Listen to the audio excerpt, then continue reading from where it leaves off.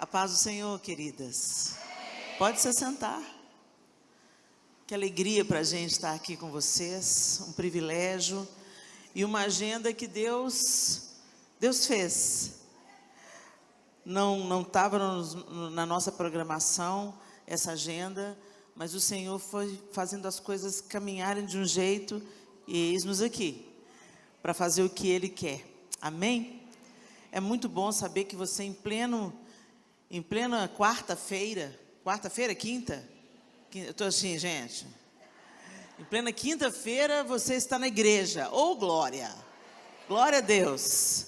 Você que está nos assistindo aí de casa, que pena que você não está aqui presencialmente. Presencialmente é melhor.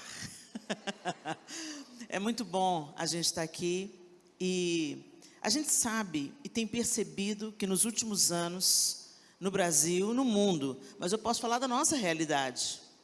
No Brasil, a gente tem visto uma obra maravilhosa de Deus, levantando mulheres, ministrando a mulheres, despertando, desafiando mulheres. Nos últimos 20 anos, a gente viu diante dos nossos olhos as conferências femininas crescendo, conferências de mulheres por todos os lados, e a gente não pode atribuir isso a homem nenhum, a mulher nenhuma, a iniciativa humana. Foi algo que Deus fez, porque quando a gente pensou que a gente estava fazendo algo novo, aí eu ia pregar em tal lugar onde a conferência já estava acontecendo há 2, 3, 4, 5 anos. Então a gente viu que Deus foi fazendo algo sobrenatural, atraindo as mulheres, chamando as mulheres, convocando as mulheres.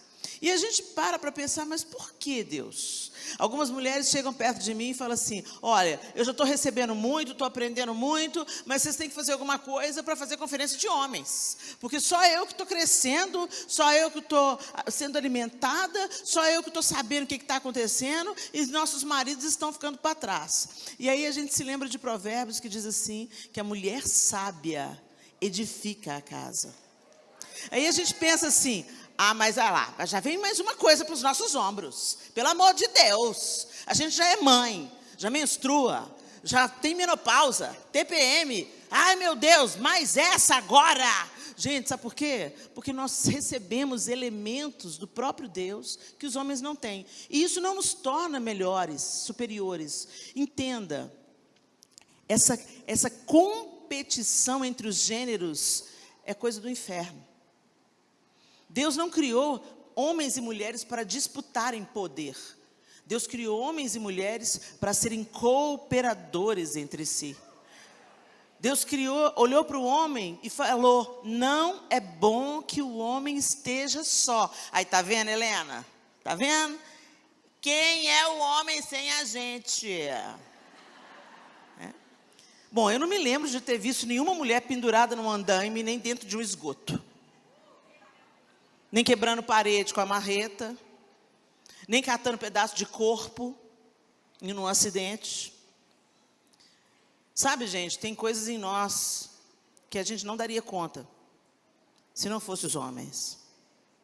O lado duro da vida, o lado pesado da vida. Sabe, eu citei exemplos dramáticos aqui agora, né?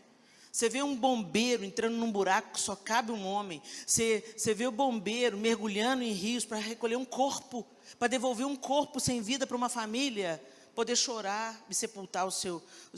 Gente, eu nunca vi, podem existir, claro, podem existir, toda regra tem a sua exceção, mas eu nunca vi uma mulher nessa tarefa árdua. Sabe por quê? Porque a gente não dá conta emocionalmente. A gente dá conta emocionalmente de um tanto de outras coisas que os homens não dão. Por exemplo, se precisasse do homem, só o homem, para parir uma criança, tinha sido extinta a raça humana. Deus sabe o que faz, né? Então, você vê, já viu um homem gripado? Imagina se ele tivesse que dar a luz, né? Agora, você já viu a gente diante de uma barata? De uma aranha, de uma lagartixa? Não sei qual que é o seu animalzinho de estimação, né? O homem vai lá, chega lá. O que é isso? O que é esse tanto todo? Homens e mulheres são diferentes. mas não são um superior ao outro. Nós precisamos uns dos outros. E Deus planejou que dentro do casamento, por exemplo, o pastor Josué fala muito isso, eu aprendi isso com ele, que o casamento não é um jogo de tênis, o casamento é um jogo de frescobol. No frescobol você joga a bola boa para o outro também jogar a bola boa para você, e quanto mais tempo a bola fica flutuando, mais divertido é o jogo. E é isso que Deus quer. No jogo de tênis não, no jogo de tênis um ganha, o outro perde. E Deus quer que os nossos relacionamentos de casamento sejam um jogo de frescobol. E isso é na vida, não apenas no casamento. Se eu me relaciono com homens no trabalho, colegas de escola, dentro da comunidade de fé, nós estamos como cooperadores uns dos outros. E o discurso que está lá fora hoje é: nós não precisamos de homem nenhum, nós temos que ser empoderadas, nós temos que tomar o nosso lugar, nós temos que fazer, conquistar, nós somos superiores aos homens.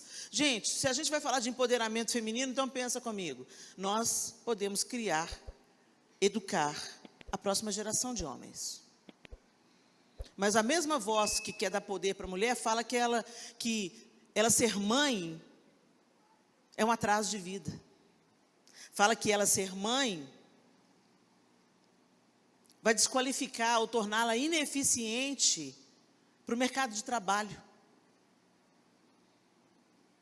A maior missão da mulher se tornou um fardo, e o aborto uma opção.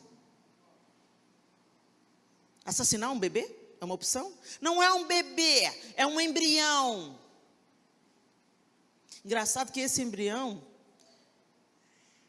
ele sente o que você sente, desde as primeiras semanas de vida.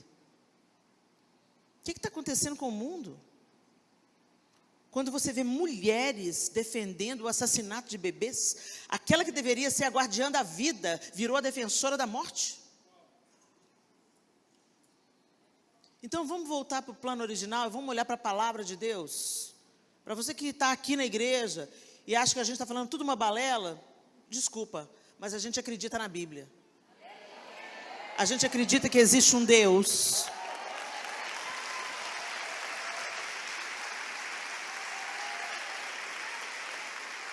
Você tem todo o direito de não acreditar. Nós não queremos enfiar goela abaixo a nossa fé, mas nós também não queremos nos calar sobre aquilo que cremos. Então nós queremos dizer a você que está nos assistindo, e você que está aqui hoje, nós acreditamos que há um Deus, Criador de todas as coisas, do céu e da terra. Nós acreditamos que Ele inspirou homens ao longo da história humana para escrever a sua inerrante palavra. Nós acreditamos que a Bíblia é o manual do fabricante. Nós acreditamos que a Bíblia é o nosso manual de fé, o nosso manual de vida. Não, a Bíblia não é um livro equivocado. Se você começa a estudá-la com seriedade, você vai descobrir um livro fascinante, sobrenatural, escrito em torno de 1500 anos, por 40 autores distintos e que contam uma mesma história linear. O Antigo Testamento profetiza, o Novo Testamento cumpre. De Gênesis a Apocalipse, sem fragmento, a Bíblia é a palavra de Deus. E é isso que nós acreditamos. E ela dirige os nossos dias. E nós não queremos ser apenas estudiosos e leitores da palavra de Deus. Nós queremos estudar, ler e deixar que ela mude o nosso pensamento. E um novo pensamento gere em nós uma nova maneira de viver. Então eu quero dizer para você, não adianta você ser frequentador de uma comunidade de fé. Não adianta você gostar do grupo social que é a igreja. A igreja é um lugar gostoso, e esse lugar especialmente confortável, as cadeiras são confortáveis, as pessoas são agradáveis, você foi bem recebido, bem tratado, a música é agradabilíssima aos ouvidos, é tudo tão bom, tudo pensado para te dar conforto e foco, para que você absorva completamente o que está sendo dito aqui na frente, para que você seja consolada, encorajada, levantada, erguida, corrigida, porque isso tudo é o que a Bíblia faz com a gente. A Bíblia não fica só alisando e dizendo, Deus é amor, Deus é amor, Deus é amor. O amor também corrige, o amor também confronta, o amor também dá limites. Isso que estão chamando de amor não é amor, o amor que aceita tudo, o amor que não se compromete, o amor que não presta contas, o amor que só pensa em si mesmo, no seu próprio bem-estar. Isso não é amor. Porque eu amo o meu marido, eu presto contas a ele. Porque eu amo o meu marido, eu não me deito com outro homem. Porque eu amo o meu marido, eu sou leal à aliança que eu fiz com ele. Porque eu amo o meu marido, eu tenho responsabilidade.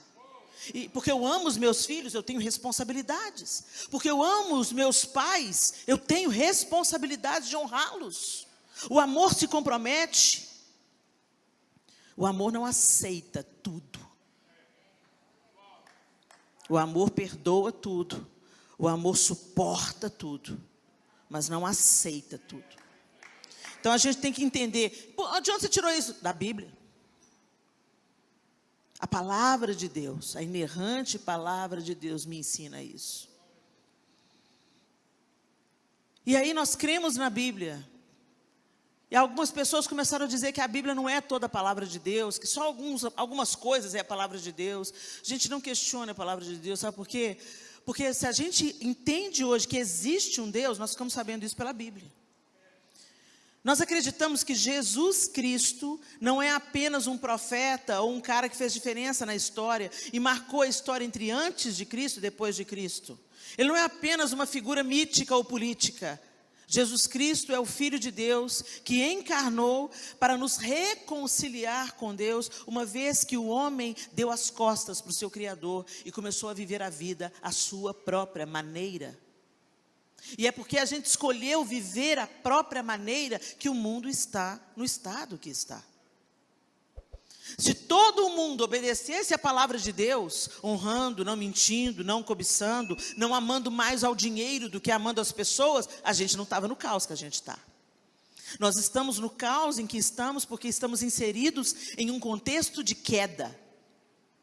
Porque embora Jesus Cristo tenha vindo, pagado o preço pela nossa vida, para nos ter de volta e nos reconciliar com Deus Pai, muitos continuam escolhendo dar as costas para o Criador, vivendo a sua própria maneira. Mas eu quero te dizer que ser frequentador de igreja não significa que você está perto de Deus. Deus te chama para um relacionamento com Ele 7 dias por semana, 24 horas por dia. E que a gente deixe a palavra de Deus entrar pelos ouvidos, cair no coração, entrar pela mente e gerar um novo comportamento. Helena, por que você está falando tudo isso? Porque nunca foi tão necessário cristianizar cristãos. Tem muita gente que fala que é cristão, que usa camiseta de cristão, que frequenta a igreja de cristãos, mas que não se parece em absolutamente nada com Jesus o Cristo. E o Senhor está nos chamando para o arrependimento, para o alinhamento com aquilo que Ele quer fazer. Recebemos aí por 20 anos a palavra, o ensino, o encorajamento, buscando a valorização da figura feminina. E para sermos valorizadas, nós não precisamos de passar por cima ou desautorizar a figura masculina. Nós entendemos que homens e mulheres têm propósitos distintos e um coopera com o outro, um respeita a autoridade do outro, um se submete ao outro. E essa não é, porque às vezes quando fala esposas, sujeitem-se aos seus maridos, a gente lê com os olhos desse século. Sendo que no mesmo texto de Efésios, alguns versículos acima fala, sujeitem-se uns aos outros no amor do Senhor. Submissão, sujeição é respeito ao outro. Respeitando a autoridade do outro, a posição do outro como filho de Deus. Não é um lugar de ser humilhado, de ser capacho, de ser abusado. Mas submissão é o lugar comum do crente, não é só da mulher, não, é do crente. Então nós como mulheres cristãs, deveria ser uma coisa simples a gente poder se submeter. Porque isso não tira nada de nós. Mas meu marido é abusivo. Então nós precisamos de educar o seu marido. orar por ele. E eu não estou falando de abusivo, gente, de violência doméstica, não. Violência doméstica, polícia lida com isso. Entrou na violência doméstica, você chama a polícia, ok? Você chama a polícia para um marido abusivo verbalmente, aquele marido que te destrói, que te demole, ou aquele que bate. Isso nunca deveria ser falado numa igreja. Como não, Helena? Porque é inadmissível um cara que se diz cristão bater numa mulher. Por isso, daí a necessidade de nós cristianizarmos cristãos. Anunciar de novo o evangelho para quem diz que crê, que não tem nada a ver com a Bíblia. E nessa noite eu queria chamar para essa nossa conversa o exemplo de algumas mulheres. Abra sua Bíblia comigo em Gênesis, capítulo 16. E nós vamos ler do verso 1 ao verso 5.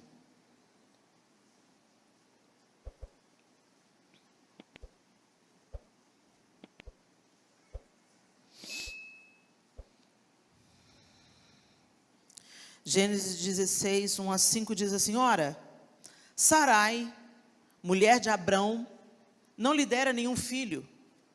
Como tinha uma serva egípcia chamada Agar, disse a Abraão: já que o Senhor me impediu de ter filhos, possua a minha serva, talvez eu possa formar família por meio dela.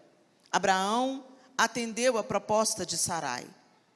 Quando isso aconteceu, já fazia 10 anos que Abrão, seu marido, vivia em Canaã. Foi nessa ocasião que Sarai, sua mulher, lhe entregou sua serva egípcia Agar. Ele possuiu Agar e ela engravidou. Quando se viu grávida, começou a olhar com desprezo para sua senhora. Então Sarai disse a Abrão: caia sobre você a afronta que venho sofrendo. Coloquei minha serva em seus braços, e agora que ela sabe que engravidou, despreza-me. Que o Senhor seja juiz entre mim e você. Respondeu Abrão a Sarai: sua serva está em suas mãos, faça com ela o que achar melhor. Então Sarai tanto maltratou Agar, que essa acabou fugindo. Aqui a gente está tendo o exemplo de uma mulher, Sara, uma mulher precipitada. Sara tinha uma promessa, Sarai tinha uma promessa. Que Deus faria de Abraão uma grande nação. E que Deus faria deles pais. Ainda que as circunstâncias fossem contrárias. Ainda que o tempo fosse avançado. Deus faria de Sarai mãe de muitas nações. Mas a gente vê aqui uma mulher dando um jeitinho. Nós mulheres sabemos dar um jeitinho, né, gente? Você é aquela que dá um jeitinho? Tem jeitinho que é bom, né? Aquele jeito, Deus colocou essa criatividade em nós, para que a gente realmente transforme os ambientes, e mulher transforma. Se o mundo fosse só masculino, ia ser azul marinho, cinza e preto. Onde entra uma mulher, fica cheiroso, fica bonito, fica colorido, fica harmonioso, né? E certamente os homens que têm essa possibilidade de decorar, de enfeitar o ambiente, eles têm uma forte influência feminina na sua história. Porque mães deixam legados, positivos ou negativos. Mas enfim, o que eu quero dizer é que nós temos uma possibilidade dada pelo próprio Deus de transformar, de improvisar, de criar. Deus deu isso para a mulher. Às vezes você abre a geladeira, tem um ovo, um tomate. E você pensa, o que eu vou fazer com um ovo e um tomate? Quando você pensa que não, sai aquele omelete maravilhoso. Então, mulher é essa que pega pouco e faz muito. Só que esse jeito que a gente tem de improvisar, de criar, de falar, de opinar, de transformar, ele pode se transformar numa arma letal quando a gente vai contra o propósito de Deus. E o que motivou Sarai a sair tanto do propósito de Deus? Ansiedade. Ela estava vendo que o tempo estava passando, que ela estava ficando ainda mais velha e que a gravidez não acontecia. Então ela não creu que Deus Todo-Poderoso podia fazer dela mãe de filhos. Ela olhou para a circunstância terrena, ela olhou para a sua própria condição e ela falou: não tem jeito, eu vou dar o meu jeito. Quando Deus falou, e a gente começa a querer fazer a interpretação do que Deus falou. Deus falou que vai me dar um filho, está aqui, Agar, dando sopa. Que mulher louca, a gente pôs outra mulher na cama do marido dela. Doidona. E Abraão não achou nada ruim. Claro, como você quiser. Estava levando vantagem, né? Conhecendo a egípcia, jovem, vigorosa. Como uma mulher precipitada e ansiosa pode pôr a perder a sua própria casa. E depois, quando você vai lendo a história, e eu encorajo você a fazer isso, a gente vai vendo o que uma mulher precipitada causou. Hoje está aí, o pau está quebrando até hoje, entre judeus e árabes. Por quê? Sarinha foi lá tentar dar um jeitinho, colocou a egípcia na cama de Abraão. E Deus não foge da sua promessa, não era o filho da promessa, mas Deus também fez de Ismael uma grande nação. Porque Deus não é homem para que minta, nem filho de homem para que se arrependa. Mas nós podemos atrapalhar bastante a nossa jornada. Pausa para reflexão. O que a ansiedade, a precipitação já causou de dano na sua família? E Helena, você veio me incomodar? Você saiu lá de Belo Horizonte, veio me incomodar? Não vim te incomodar. Vim trazer a sua memória que pode te dar esperança. Vim te despertar. Vim te dizer: para, mulher, toma juízo nessa cabeça. Confia naquilo que Deus falou. Ele é fiel para cumprir. Para de querer desembolar a linha junto com Deus. Para de querer dar uma forcinha para Deus. Deus é Deus. E quando Ele fala, Ele faz. E se não está pronto ainda? Temos que aprender a esperar. Vamos conversar sobre outra mulher. Essa é diferente. Abre aí, 1 Samuel 25, a partir do verso 14. 1 Samuel 25, a partir do verso 14. Deixa eu só te localizar, né? Porque senão você não vai entender muito bem a leitura, a história. E eu te encorajo também a estudar Abigail quando você chegar em casa. Abigail era mulher de Nabal, um homem tolo, insensato. E Davi vivia fugindo de Saul, vivia pelos desertos, pelas cavernas e tal. E quando ele estava no Carmelo, os pastores de Nabal, que era um homem muito rico, tinha muitos rebanhos, estavam ali pelo Carmelo, e Davi e os seus valentes ajudavam os pastores de Nabal a preservar a vida dos rebanhos. Então eles ajudavam a proteger aquele rebanho, para que nenhum animal feroz roubasse, comesse, né, desvirtuasse. E todo o tempo, os próprios pastores de Nabal diziam que os homens de Davi eram como um muro ao redor dos rebanhos de Nabal. E quando chegou a época da tosquia era uma época assim de muita fartura, fazia muita comida, muita festa. É como se fosse assim, o fechamento do ano, né? Então, a época da tosquia, o lucro vinha, né? A lã, e era uma festa. Então, tinha churrascão, muitas coisas boas para comer, e era realmente uma verdadeira festa. Davi ouviu dizer que a festa estava rolando na casa de Nabal e que tinha muita fartura, e eles viviam no deserto. Então, ele manda alguns representantes à casa de Nabal e fala: olha, se lembrem do tempo que nós ajudamos vocês a preservar o seu rebanho. Agora que chegou a época da tosquia, que vocês estão celebrando, né, e colhendo o fruto do trabalho de vocês, se lembrem de nós e sejam benevolentes para conosco. Ou seja, o que ele estava pedindo? Comida. Ajuda a gente. Só que Nabal, o doidão, falou, nesse caso aqui o doidão é um homem. Ele falou assim: quem é Davi? fingiu demência. Falou, não conheço. Hoje tem muita gente aí que foge aos seus senhores, eu vou ter certeza que ele já sabia, ele já tinha tido testemunho, mas ele fez de bobo. E aí, quando os moços, quando os caras que estavam servindo ao lado de Nabal, os funcionários de Nabal, escutaram como ele tratou os servos de Davi, os servos de Davi voltaram e contaram para Davi, Davi falou, vão descer e matar todo mundo. Vão matar todos os homens da casa de Nabal. Davi ficou bravo. Quando os jovens e os empregados de Nabal foram onde? Na mulher de Nabal. E a gente lê aí a partir do verso 14. 1 Samuel 25, a partir do verso 14. Um dos servos disse a Abigail, mulher de Nabal, do deserto Davi enviou mensageiros para saudar o nosso Senhor, mas ele os insultou. No entanto, aqueles homens foram muito bons para conosco, não nos maltrataram, e durante todo o tempo em que estivemos com eles nos campos, nada perdemos. Dia e noite, eles eram como um muro ao nosso redor, durante todo o tempo em que estivemos com eles, cuidando de nossas ovelhas. Agora, leve isso em consideração, e veja que a senhora pode fazer, pois a destruição paira sobre o nosso Senhor e sobre toda a sua família.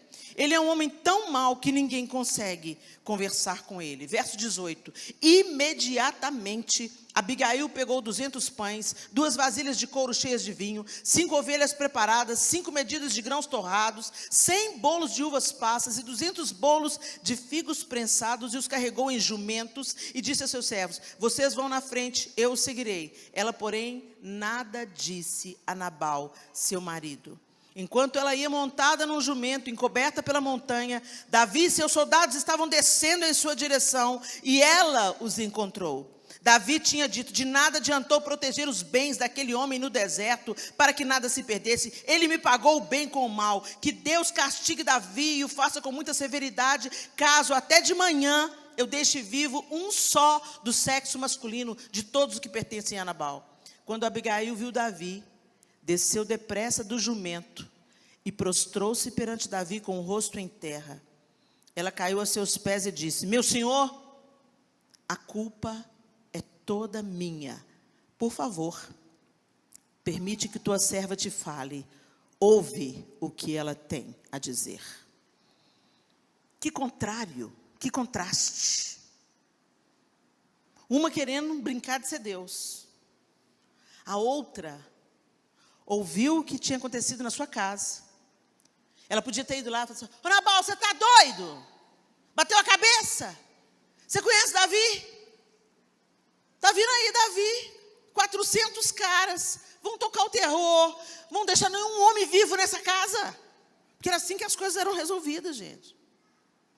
Mas ela foi lá tirar satisfação com o marido dela? Foi pôr a culpa nele? Porque ele era insensato. Ela já sabia disso, ela era casada com ele. O que ela fez? Fechou a boca. Pegou a comida, carregou os jumentos, mandou os empregados levar as comidas e foi atrás. E quando ela encontrou com Davi furioso, vindo para acabar com a casa dela, ela desce do jumento, se prostra e fala, Senhor, minha seja a culpa. Para mim é a versão feminina de Cristo no Antigo Testamento. Ela se coloca entre a fúria de Davi, livrando também a Davi de fazer uma insanidade movida pela raiva e não pela mão de Deus. E ela livra a sua própria casa da fúria de Davi. Porque ela começa a se humilhar diante de Davi. Ela fala assim, olha, quando os seus servos foram, eu não os vi, mas está aqui a comida.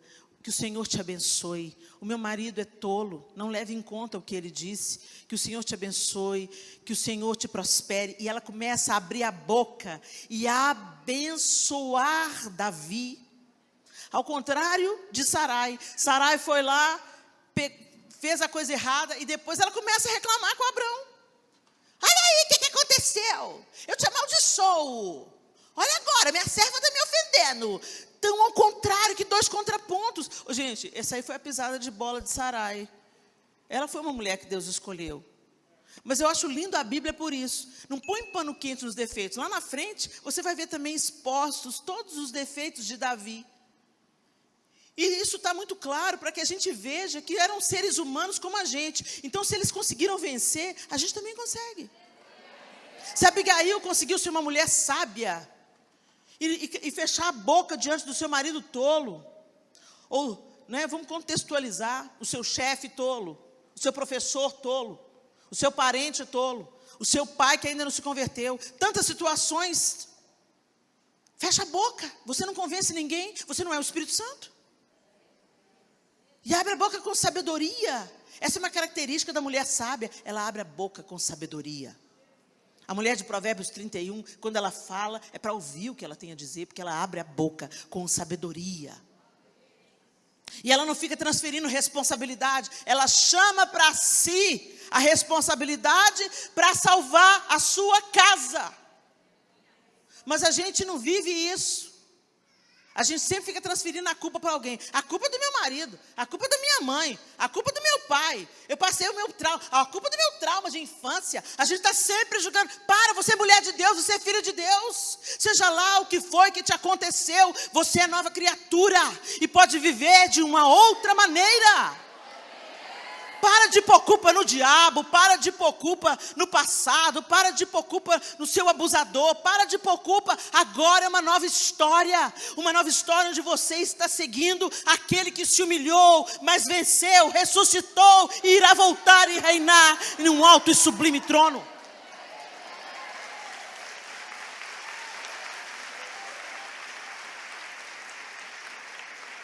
Então quem sabe que é vencedor, gente, quem sabe que é vencedor, quem não tem problema de identidade, sabe que é filha de Deus, não tem problema de se humilhar.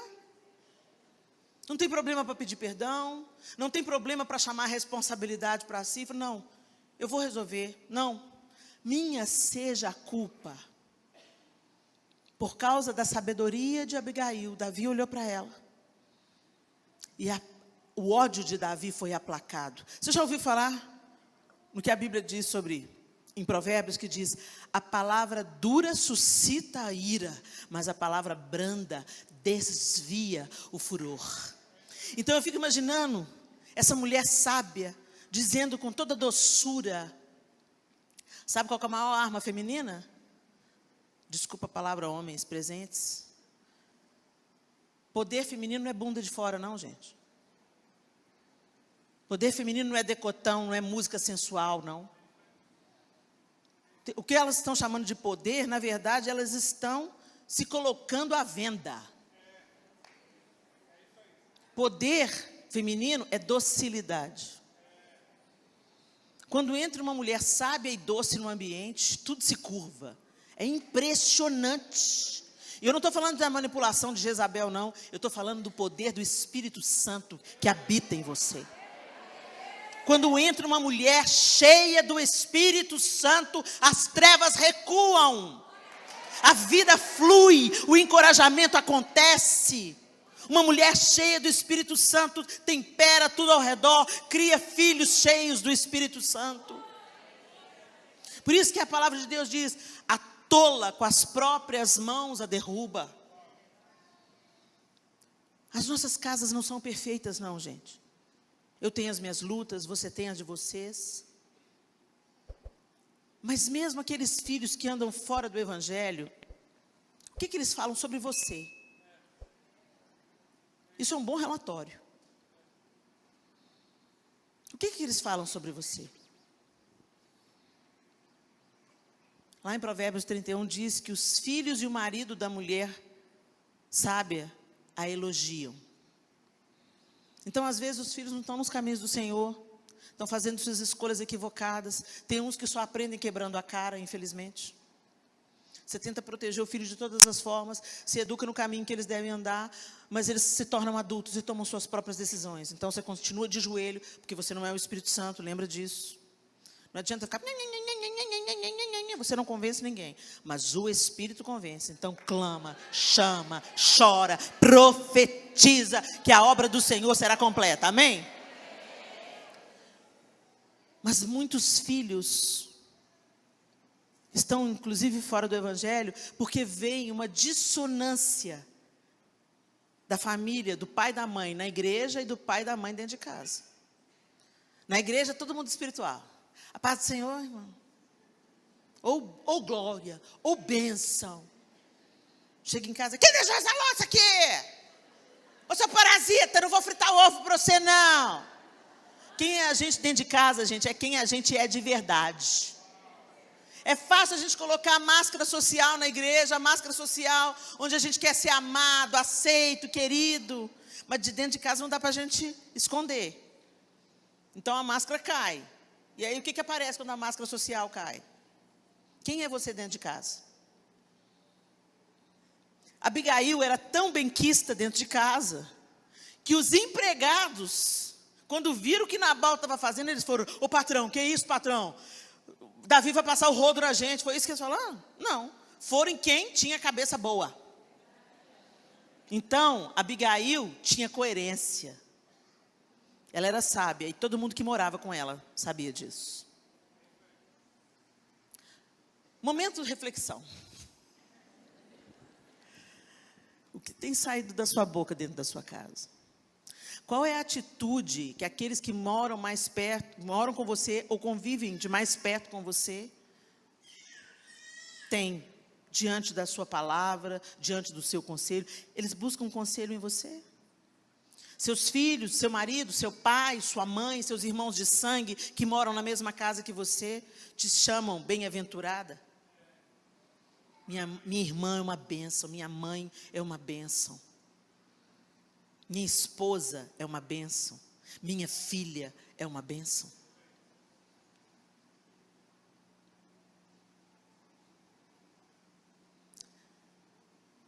Eu não estou trazendo acusação para você, gente, eu estou realmente trazendo despertamento. E aí, quando já que a gente citou tantas vezes Provérbios, eu queria discorrer agora um pouco sobre o livro de Provérbios, que fala de uma questão específica. Quando a gente olha para Sara e para Abigail, a gente viu duas mulheres diferentes, mas como que a sabedoria ou a insensatez se manifestavam através dessas mulheres? Através da palavra. Gente, o nosso principal inimigo não é o diabo. Nosso principal inimigo somos nós mesmos. E a nossa boca grande. Tiago diz que se nós controlarmos a nossa língua, seremos perfeitos. Já parou para pensar nisso? Já conseguiu controlar a sua? Eu não. Eu não consegui controlar a minha, não. Mas eu sigo firme no propósito. Sabe por quê, gente? Deixa eu contar para vocês uma coisa. O Espírito Santo ressuscitou Jesus dentre os mortos. O que ressuscitou Jesus? O poder do Espírito Santo. O mesmo poder que ressuscitou Jesus dentre os mortos habita em você. Não é doido isso? A gente não tem a menor ideia. O nosso cérebro, ele é limitado demais para compreender as coisas elevadíssimas do mundo espiritual. Mas o Senhor nos dá assim uns insights, uns vislumbres para a gente se organizar. Quando a gente vai em Jerusalém, a gente vê os judeus indo orar no Muro das Lamentações, e eu fui lá com as mulheres, né? E eu vou lá como uma coisa turística, interessante, uma cultura diferente. Tem os crentes que vai colocar o papelzinho no muro. E eu oriento, não precisa de colocar papelzinho no muro. Sabe por quê, gente? Porque os judeus veem o muro como o elo de contato com o eterno. O nosso elo de contato com o eterno é Jesus Cristo. Ok? Então você pode orar ao Senhor em nome de Jesus, o Senhor vai te ouvir. Não, mas lá no Antigo Testamento diz que, Salomão diz, quando estava inaugurando o templo, que todas as nações viriam orar naquele lugar, e que todo pedido que fosse feito ali seria atendido. Sim, gente, essa é a antiga aliança, profetizando a nova, e a nova já aconteceu, e nós desfrutamos dela. Então você não precisa de pôr papelzinho no muro, mas você pode ir lá, é muito interessante, é lindo ver a devoção daquele povo, e você vai lá e aproveita e ora por eles. Ó Deus, tira esse povo, Senhor. do domínio, da escravidão, da religiosidade. Que eles vejam e conheçam o Messias de Deus, Jesus Cristo. Eu amo aquele povo. E eu oro por eles. E aí eu estava lá, né? Beleza, fui lá, orei. Você pode orar em qualquer lugar. Orei também, orei por eles, orei por mim, orei para os meninos. Amém, glória a Deus, que legal. E eu olhando aquela devoção daquelas meninas, de todas as idades, adolescentes, menininhas, crianças, mulheres mais jovens, mães com os carrinhos de bebês. É lindo. Aí beleza, orei e tal, dei as costas para o muro e fui andando. Para que eu fiz isso? Eu não sei hebraico, mas eu fui xingada em hebraico, com certeza. Meu Deus, o que eu fiz?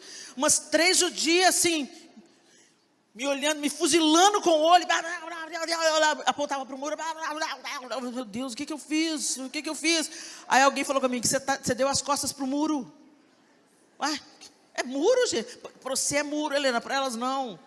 E aí eu fui observar, elas quando elas acabam de orar, elas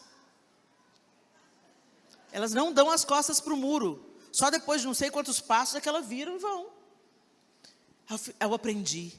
Uau, que reverência, que temor, o lugar sagrado. Hoje você é o lugar sagrado. O Espírito Santo habita em você. E você come qualquer coisa, conversa qualquer coisa, escuta qualquer coisa. Coloca dentro dos seus olhos qualquer coisa. Nos falta reverência e consciência da presença do Espírito em nós. Se a gente tivesse a consciência da presença do Espírito em nós, nós descartaríamos da nossa vida os lixos que a gente coloca para dentro por todos os orifícios. E as coisas que saem da nossa boca que são morte. E aqui o livro de Provérbios está falando, e a gente está com 2 exemplos diante de nós, Sarai e Abigail. Uma mulher falando bobagem, sugerindo coisas erradas, precipitada, amaldiçoando o marido por aquilo que ela mesma sugeriu ele fazer. E aí a gente vê a outra mulher, que o marido é tolo, e ela se coloca como intercessora.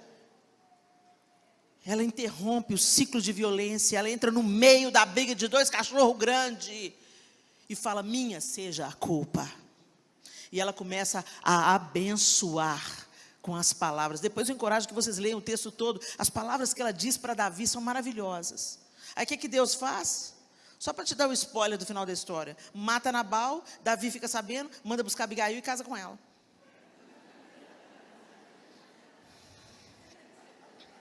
Hashtag fica a dica. Alguém fala para os homens para deixar de ser Nabal. Pelo amor de Deus. Ou seja, se Deus, deixa Deus te favorecer, não se meta a dar um jeito. Você vê, Abigail estava casada com um homem tolo. E Sarai estava casada com um homem justo, bom, amigo de Deus. Como é que uma mulher estraga, ou como uma mulher é resgatada, né? Deus interferiu na história. Abigail, vou te livrar desse aí. A Bíblia diz que ele feriu Nabal. Nabal, quando ouviu Abigail contando daquilo que ela... Primeiro, quando ela voltou, ele estava na cachaçada. Escornado. Ela esperou ele melhorar da cachaçada. Você sabe o que aconteceu, querido? Davi vinha aqui matar todo mundo. Por causa daquela palavra que você deu para os servos dele, tá? Mas está tudo bem agora. Ele levou um susto. Deve ter tido um piripaque no coração. Em 10 dias ele morreu. E aí Davi não é bobo nem nada. Bonita e sábia. Davi não era fácil, né? Ainda tem gente que fala que ele era do outro lado, né? Não, gente. Quem fala isso não leu a Bíblia. O problema de Davi era outro. Eu devia ver um rabo de saia. E aí a gente está com esses 2 exemplos dessas 2 mulheres. E Provérbios 18, 20 diz assim. Provérbios 18, 20 e 21. Do fruto da boca de cada um se fartará o seu ventre, dos renovos dos seus lábios ficará satisfeito. A morte e a vida estão no poder da língua, e aquele que a ama comerá do seu fruto. A gente pensa muito na lei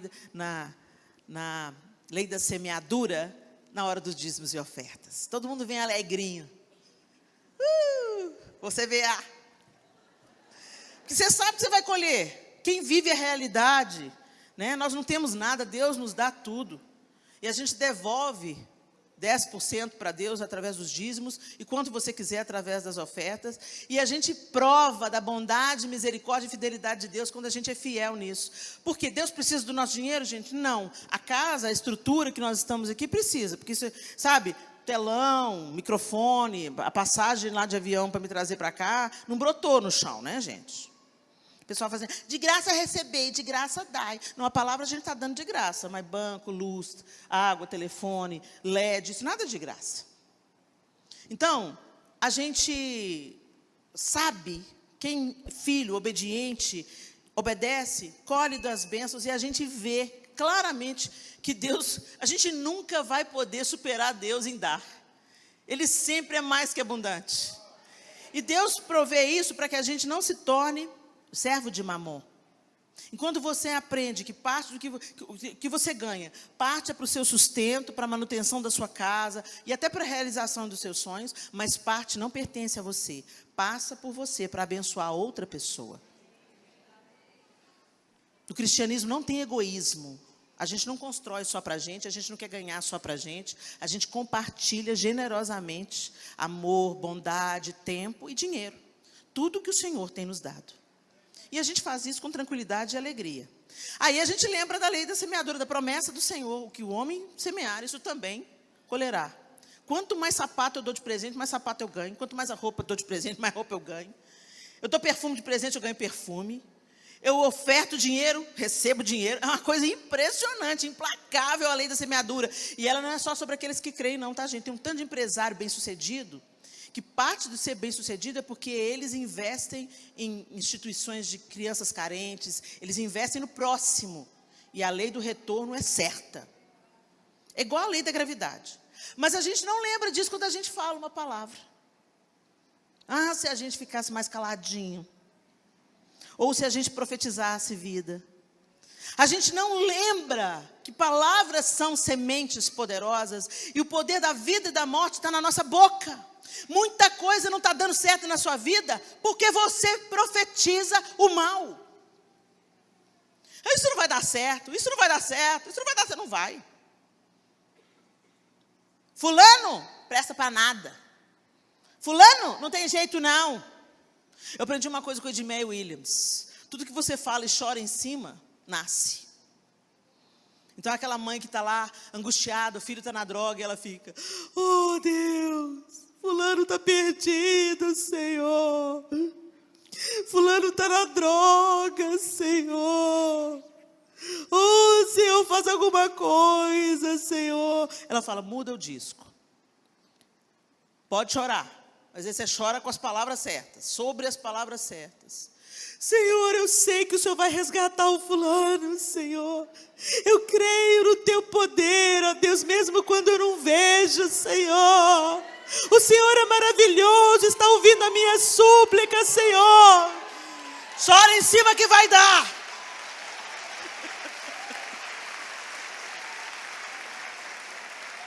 Profetiza, profetiza, profetiza, profetiza. Mesmo contra a esperança, contra as circunstâncias, creia. E para de falar da vida alheia, querida. Tem muita bênção que não chega na sua vida porque você tem a boca grande demais. Gente, como eu sei do que eu estou falando.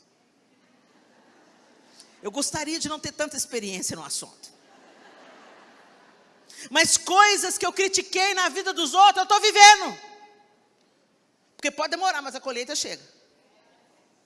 E quando você pensa assim, o diabo se levantou. Não, não foi o diabo não, só o tempo da colheita que chegou. Você plantou maledicência, fofoca, espalhou a nudez, expôs a nudez do seu irmão. Ficou sabendo? Ficou sabendo da fulana? Não, bafão.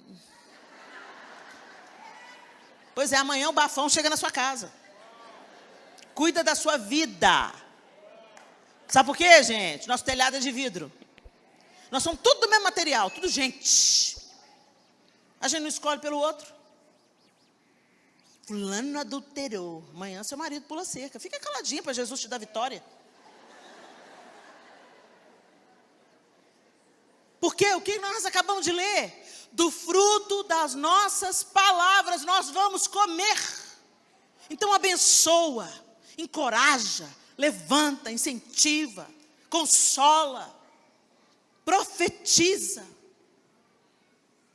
Outro texto de Provérbios, diz, Provérbios 31, 26, falando da mulher sábia: abre a sua boca com sabedoria, e a lei da beneficência está na sua língua. Ela fala o que é bom, ela fala o que tempera, ela fala o que muda o ambiente, ela fala com boas ideias, ela fala com sugestões, ela transborda a vida.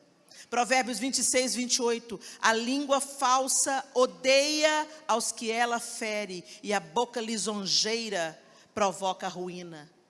Aí eu estou falando de duas coisas diferentes aqui. Provérbio está falando que a boca lisonjeira provoca a ruína. Uma coisa é você levantar e encorajar, outra coisa é você babar ovo. Outra coisa é você ficar assim, bajulando. Ai, você é uma mulher de Deus. Deus te usa tanto, Helena. E por trás fala assim, você viu aquela Helena? Nossa, minha mulher grossa. Jesus abomina a hipocrisia. Se você não gosta da pessoa, fica caladinho. Vai orar para Deus libertar o seu coração. Mas não seja uma coisa, finge que é uma coisa e é outra não. Porque o Senhor está vendo e o diabo também está assistindo.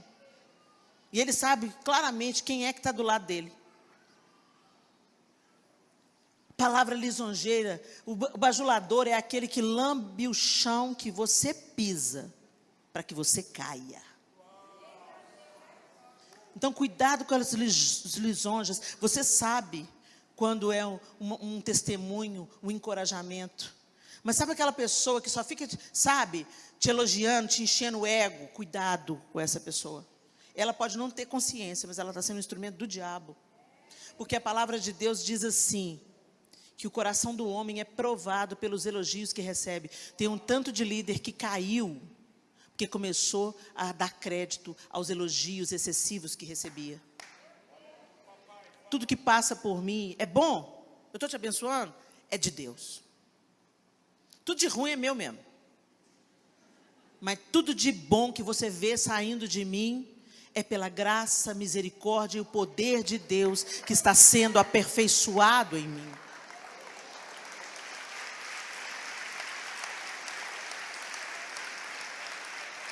O Espírito Santo de Deus nos empodera a viver uma vida nova e diferente. E como eu estava dizendo, eu ainda não estou pronta. Eu ainda tropeço nas minhas palavras. Mas eu estou sendo forjada à semelhança de Cristo. De fé em fé, de glória em glória. Até aquele dia que eu vou estar diante dEle face a face. E quando eu olhar para Ele, eu serei como Ele é. É o que a Bíblia diz. Que hoje nós o vemos como um espelho. E o espelho que o apóstolo Paulo fala, não é o espelho que a gente vê hoje, que a imagem é límpida, né? Naquela época o espelho era um metal polido, então você via meio que embaçado a sua imagem. Mas vai chegar o dia em que nós veremos o Senhor plenamente e seremos plenamente como Ele é. Eu ainda tropeço nas minhas palavras, gente, mas eu não sou mais a mulher que eu era. Por quê? Porque eu disse sim ao trabalhar do Espírito em mim. E Ele tem me aperfeiçoado. Se Abigail conseguiu, eu também vou conseguir. Amém, gente? E finalmente, eu queria que você abrisse a Bíblia. Não, finalmente não, ainda tem mais um texto. Mas abre aí, Mateus 15, de 10 a 20. Evangelho de Mateus.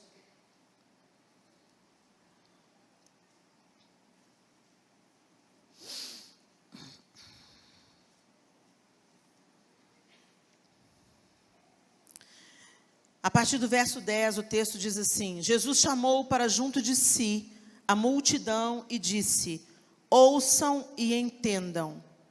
O que entra pela boca não torna o homem impuro, mas o que sai de sua boca, isto o torna impuro. Então os discípulos se aproximaram dele e perguntaram: sabes que os fariseus ficaram ofendidos quando ouviram isso? Ele respondeu: toda planta que meu Pai Celestial não plantou será arrancada pelas raízes. Deixem-nos, eles são guias cegos. Se um cego conduzir outro cego, ambos cairão num buraco. Então Pedro pediu-lhe: explica-nos a parábola. Será que vocês ainda não conseguem entender? Perguntou Jesus. Não percebem que o que entra pela boca vai para o estômago e mais tarde é expelido? Mas as coisas que saem da boca vêm do coração, e são essas que tornam o homem impuro. Pois do coração saem os maus pensamentos, os homicídios, os adultérios, as imoralidades sexuais, os roubos, os falsos testemunhos e as calúnias. Essas coisas tornam o homem impuro, mas o comer sem lavar as mãos não torna o homem impuro. Escuta o que Jesus está dizendo. Que o que nos contamina não é o que a gente come, porque ele está dizendo isso diante de um contexto judeu. Todos eles eram judeus, Jesus era judeu, os discípulos eram judeus, e o hábito de lavar as mãos, porque se você come sem lavar as mãos, você está se tornando impuro. E Jesus está dizendo, a impureza não é o que entra vai para o estômago, depois é expelido pelo corpo. A impureza é o que sai, o que te mata de fato, o que te mata eternamente. É o que sai. Por quê? Porque vem do coração. Então, a boca fala do que está cheio o coração. Pausa para reflexão. Como é que está o seu coração? Não sei, Helena, é só você pensar nas suas palavras. O que você conversa com suas amigas? O que você diz quando você não está no contexto de igreja? O que você diz quando não tem nenhum outro crente perto? É o raio-x do nosso coração. E quando Deus me fez entender isso, eu compreendi que por mais que eu fosse bem intencionada em reter as minhas palavras, elas funcionam até um certo ponto. Para eu realmente ter a minha boca santificada e as minhas palavras puras, eu preciso de cuidar da pureza do coração. E isso só Deus faz em nós, à medida que nós nos aproximamos dEle. Senta com Deus. Se relacione com Deus. Mas como que eu me relaciono com Deus, Helena? Leia a Bíblia e faça oração. Faça oração. Faça oração. Você escutou isso na escola dominical, nas 3 palavrinhas, né? Pois é, e é a pura verdade. É uma verdade muito simples. A oração é a parte que você fala. Ler a Bíblia é a parte que Deus fala. O povo está caçando os profetas, mas não leram a Bíblia. Eu acredito na palavra profética. Quando Deus quer te falar uma palavra profética, Ele te encontra. Para de fazer dos profetas de Deus pais de santo. Do mesmo jeito que o povo vai tomar um passe, o outro procura o profeta. Às vezes o profeta não tem palavra nenhuma. Aí você está fazendo o profeta pecar porque ele inventa uma palavra. Para você sair feliz. Eis que te digo, és filha muito amada. A Bíblia me diz isso. Eu creio na palavra profética, ela já me alcançou com um oceano inteiro. Eu nunca vi a pessoa que profetizou o meu chamado sobre mim. Nunca encontrei com ela pessoalmente. Deus te encontra. Agora você escuta Deus toda vez que você entra no quarto e lê a Bíblia. Não leia a Bíblia por religião. Leia porque você quer ouvir a voz do seu amado. Leia porque você quer conhecer o seu amado. Mas eu quero conhecer o Senhor. Eu quero estar na presença do Senhor. Eu quero sentir o Senhor. Oh, que delícia. Mas você não conversa com Ele. Você fala assim, você vai ter que orar pro resto da sua vida. O povo fala, misericórdia. Pro resto da minha vida? Ô, gente, eu quero conversar com o João o resto da minha vida. Eu quero que o meu último suspiro, a minha última palavra seja para ele. Por quê? Porque eu amo, porque ele é meu marido. Porque a gente está compartilhando a vida há 32 anos, de mais perto, casados. Então eu quero contar para ele tudo. Eu quero contar as coisas boas, eu quero contar as coisas ruins. Eu quero confessar os meus pecados. A confissão entre os cônjuges é muito curadora. Eu quero contar os meus sonhos, os meus projetos. Eu quero fazer brincadeira. E é isso que Deus quer que a gente tenha com Ele. E a oração, gente, não é reza, não. Porque a oração dos crentes virou reza. Repete, é a mesma coisa. Tem dia que você ora pela comida e você nem lembra se orou. De tão automático que está na segunda garfada, você pensa, a gente orou. Ou então você fala, vamos orar. O pessoal, alguém fala, já oramos. A gente entra no automático. A gente faz, não com a consciência, com a devoção. A gente faz por religiosidade. É isso que é religiosidade. O povo fala que religiosidade é santificação. Não, gente. Se eu não quero porcaria, não quero assistir porcaria, isso não é religiosidade, não. Eu quero me manter de longe de tudo que me separa de Deus. De tudo que banaliza a graça que me alcançou. De tudo que despreza aquilo que Jesus fez na cruz. Eu quero santificação. Deus me chamou para um outro caminho, não para continuar vivendo a vida poca, falando, é pela graça, irmão. A graça não permite, não me dá carta branca para pecar, a graça me capacita a viver uma vida diferente. A rejeitar aquilo a que eu era escravizada, os desejos, os prazeres, aquilo que me apetece, e lentamente, gradativamente vai me separando do meu amado. A gente chega perto, a gente fala com Deus, a gente rasga o coração. Aí não é religiosidade, porque você não precisa chegar para Deus e falar, amantíssimo Pai, eterno Deus, em cuja presença, Senhor, nos encontramos. Ô, gente, tem que ter reverência, tá? Tem que ter reverência. Porque meu pai é meu pai. Eu brinco com ele, eu sento no colo dele, eu cheiro o cangote dele. Mas ele é meu pai, não trato ele de qualquer jeito. Eu não posso chegar lá no meu pai e falar, e aí, velho, beleza? Isso não é intimidade. O Senhor é meu pai, mas Ele é o rei. Sabe esse negócio? Não, Jesus é até um cara legal. Jesus não é um cara legal. Ele é o Salvador, Ele é o Redentor, Ele é a esperança, Ele é a brilhante estrela da manhã, Ele é o Cordeiro de Deus que tira o pecado do mundo, Ele é o Alfa, o Ômega, o princípio e o fim, a nossa esperança. Ele não é um cara legal. O cara legal é o João. O cara legal é o pastor. Clóvis é legal. O cara é legal. Mas Jesus é Jesus. Meu amado. Mas também meu rei.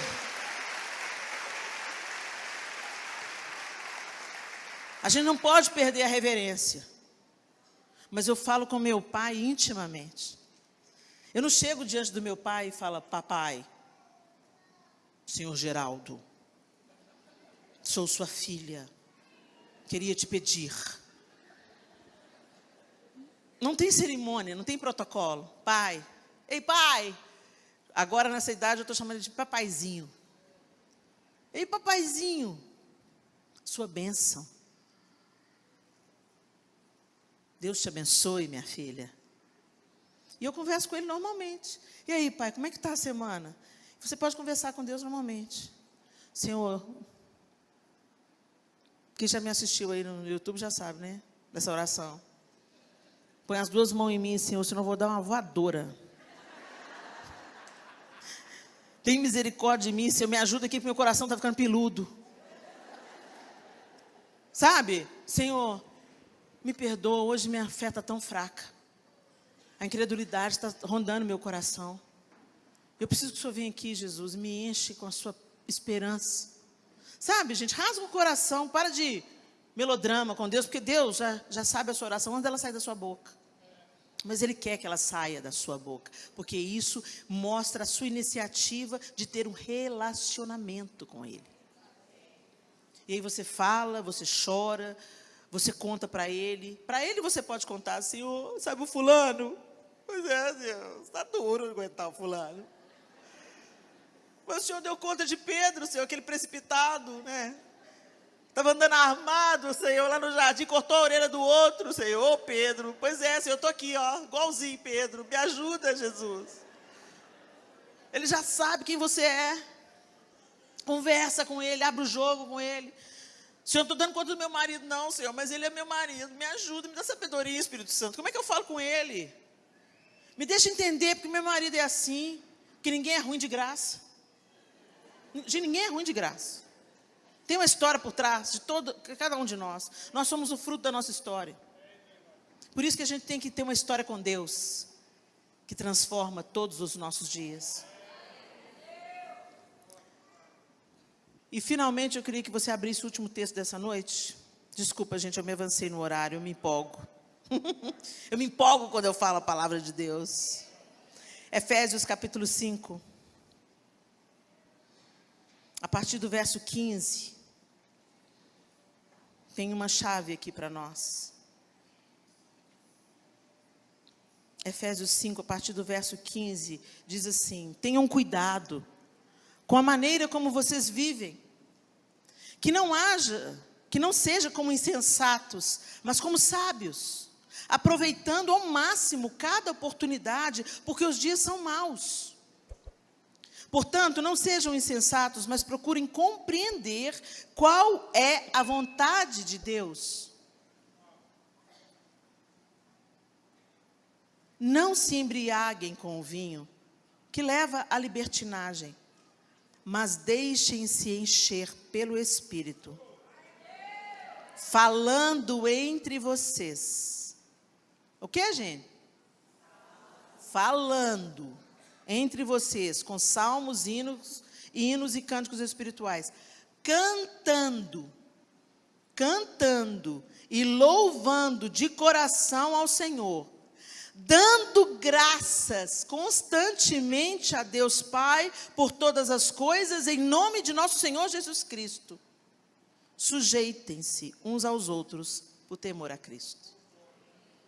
Gente, perceba, deixem-se encher pelo Espírito, em outras versões diz, enchei-vos do Espírito, está no imperativo. Vamos para a aula de português.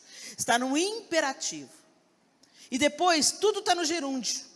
Ou seja, como que eu vou ser cheia do Espírito Santo? Como que eu vou cumprir o imperativo? Falando entre vós com salmos e hinos e cânticos espirituais. Cantando, mais uma coisa da palavra, cantando e salmodiando a Deus no vosso coração. Ou seja, a boca fala do que o coração está cheio. Dando por tudo graças ao Senhor, em nome de nosso Senhor Jesus Cristo. Deem graças, sujeitando-vos uns aos outros. Como é que a gente é cheio do Espírito Santo? Enchendo o nosso coração de Deus, manifestando através da palavra, das canções, dos louvores, das ações de graças, quem Ele é, e sujeitando-nos uns aos outros por temor a Deus. Então eu não olho o outro nem como inferior, nem como superior. Ou melhor, como superior. Porque a palavra de Deus diz assim: considerai os outros superiores a vós mesmos. Isso fala de um espírito humilde.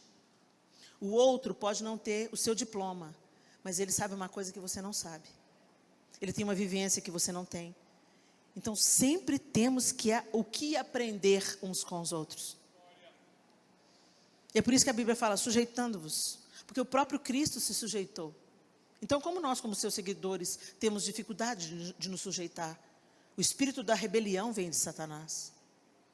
Enchei-vos do Espírito. Falando, cantando, salmodiando, dando graças e sujeitando-nos. Feche os seus olhos. Palavra para reflexão. Você é cheia do Espírito? Você tem buscado se encher do Espírito Santo?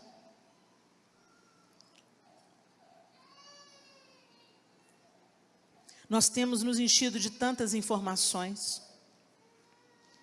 Nós temos tanto acesso à informação o tempo todo. Na palma da nossa mão, uma gama enorme de informações. Informações sobre a vida do outro. Informações sobre a política. Informações sobre a guerra na Ucrânia. Informações sobre os desmandos desse tempo, sobre os absurdos desse tempo. E tantas vezes essas informações nos enchem de angústia, de tristeza e de incredulidade. Será que Deus se ausentou? Será que Deus não está vendo isso? E a gente começa a se angustiar, fica ansioso, preocupado. E a gente começa a chamar, ora vem Senhor Jesus, não porque a gente tem saudade e quer estar com Ele, mas porque a gente quer se livrar de uma vida pesada que a gente está vivendo aqui. Ou então, a gente nem se lembra de chamar pela volta de Cristo, porque a gente está tão empolgado com essa vida meia boca que Satanás propõe, que a gente não contempla o Senhor. Separa tantas horas diante do Facebook, diante do Instagram, diante do YouTube, mas não para ter um momento a sós com Deus, sem nenhuma influência tecnológica. Enchei-vos do Espírito assistindo ao Instagram? Não, enchei-vos do Espírito falando entre vós. Cuida da qualidade das suas conversas. Fala o que edifica. Interrompa conversas fiadas. Não seja um depósito de fofocas. A gente traz para a nossa vida muita maldição quando a gente dá ouvido à fofoca. A gente abriga a fofoca. Nós nos tornamos participantes daquela conversa que apaga o Espírito Santo em nós.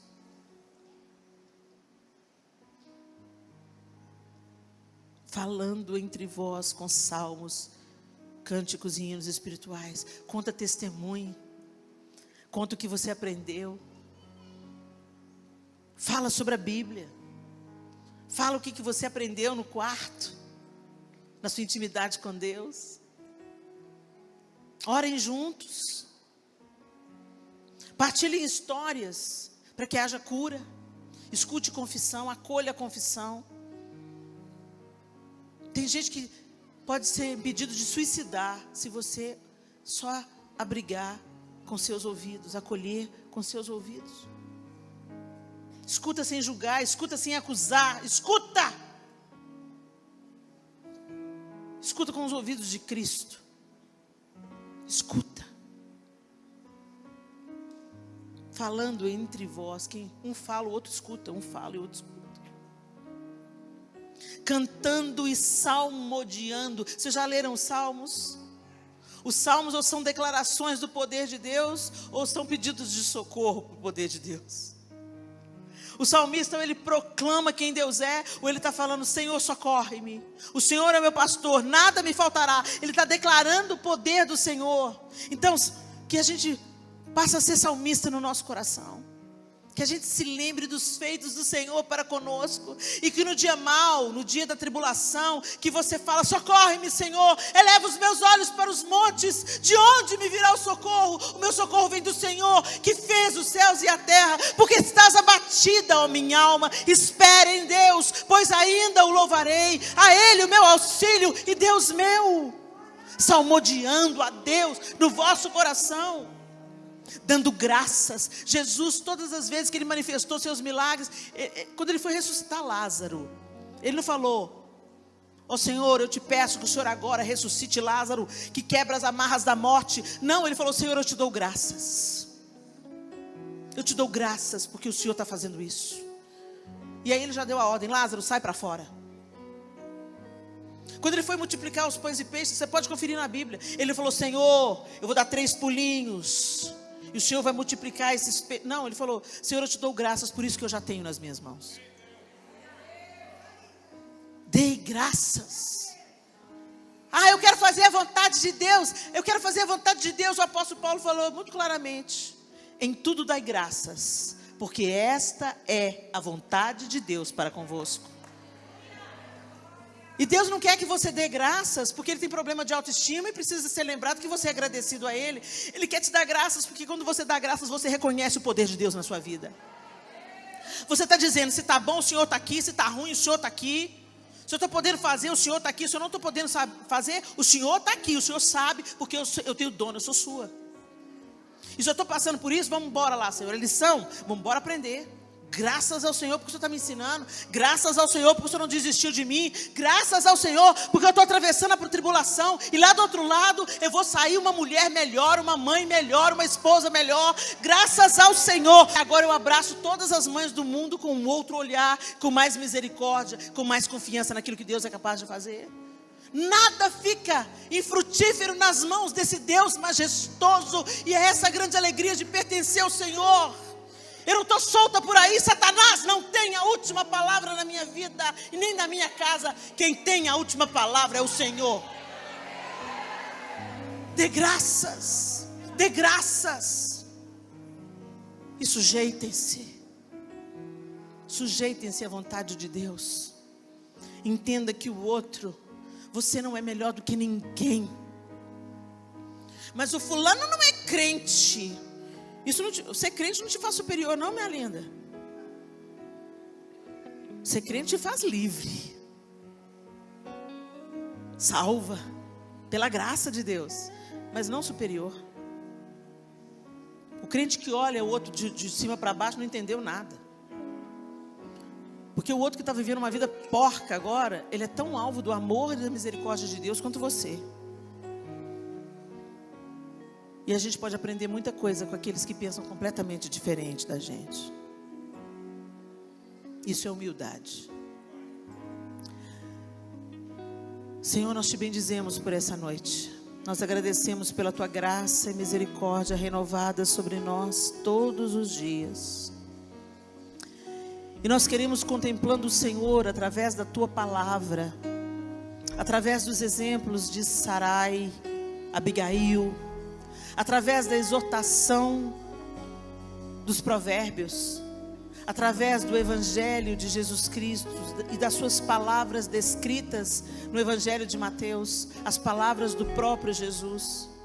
Queremos acolher o ensinamento do apóstolo Paulo à igreja em Éfeso. Que a tua palavra se torne viva na nossa vida. E que nós sejamos contados com aqueles que, escutando e colocam em prática, são comparados com o homem que constrói a sua casa sobre a rocha. No dia mau, nós ficaremos de pé, porque obedecemos a tua palavra. Nós não queremos ser, Deus, como um homem tolo, que constrói a sua casa sobre a areia. Escuta, não coloca em prática, continua levando a vida do jeito que está levando. E o final é a ruína. Muitos não permanecem, porque estão dentro da tua casa, ouvindo a tua palavra, mas não colocam absolutamente nada em prática. Que o teu Espírito Santo nos ajude, nos encoraje, nos transforme de dentro para fora. E que Jesus Cristo, o teu caráter, seja forjado em nós, pelo poder do Espírito Santo, dia após dia. Porque nós queremos viver a plenitude e a abundância da vida que o Senhor conquistou para nós. Em nome de Jesus. Amém e amém. Deus abençoe vocês, queridas.